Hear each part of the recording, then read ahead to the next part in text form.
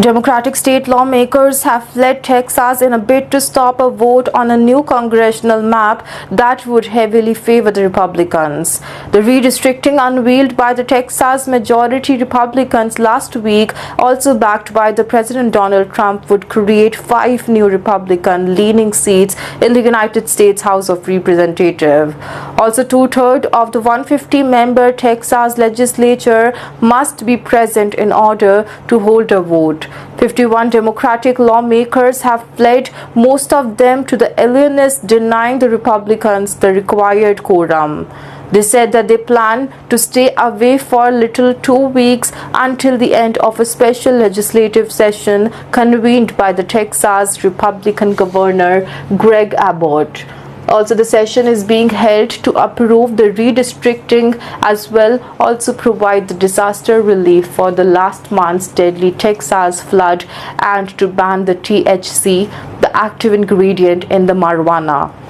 Each of the 51 lawmakers could face a $500 fine for every day they are away, and the Texas Attorney General Ken Paxton, a Republican, has threatened to have them arrested. He also said on the X, the state, that they use every tool at our disposal to hunt down those who think they are above the law.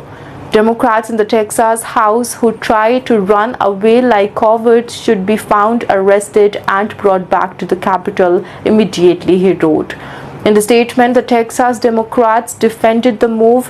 "We are not walking out on our responsibility," said the state legislator and the chairman of the Democratic caucus, Gene Wu.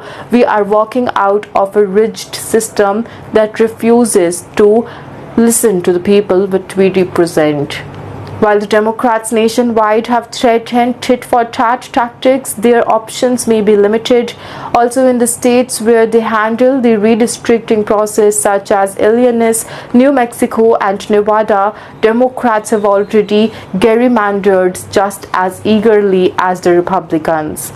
The most recent Illinois map, for example, received an F grade from the Princeton gerrymandering project because it was rated so politically unfair.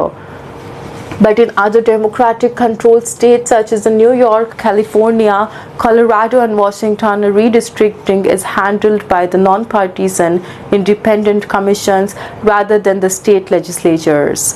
The Texas Republicans currently hold 25 out of 38 congressional seats in the Lone Star State. Also, they hope that the new map could increase that number to 30, all in the constituency that the Trump won last November by at least 10 points. Ahead of the next year's midterm election, Texas redistricting could also help pad to slender Republicans' majority in the United States House, where the Trump's party currently has also 219 of the 435 seats, while the Democrats hold 212. The new map would include a redistricting of the Rio Grande Valley and the combining of the 2 districts in the state capital of the Austin, currently held by the Democrats. In the northern Texas, the map would also expand a district currently held by a Democratic Congresswoman, Julie Johnson, to include the rural Republican strongholds. It would also redraw 4 Houston area seats, including one held by the Democratic Congressman A.I. Green. The Texas state legislature, Todd Hunter, a Republican who sponsored the measure to redraw the map, called in the good plan for the Texas.